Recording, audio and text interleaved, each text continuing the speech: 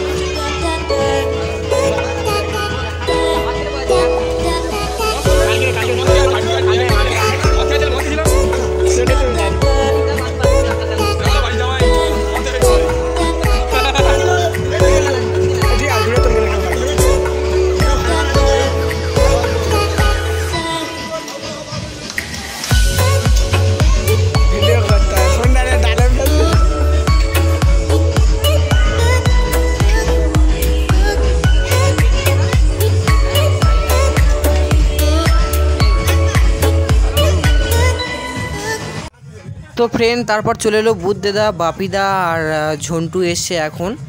তো ওরা এই মাত্র আসলো, আর দেখতে পাচ্ছ বুদ্ধদেদা কিছু খেয়ে আসেনি, যার কারণে এখানে এসে টিফিন করছে। আর তারপরে শুরু হলো এদিকে বরণ পর্ব চলছে, এখন মাকে বরণ করা হচ্ছে। তো দেখো, আশা করি ভালো লাগবে।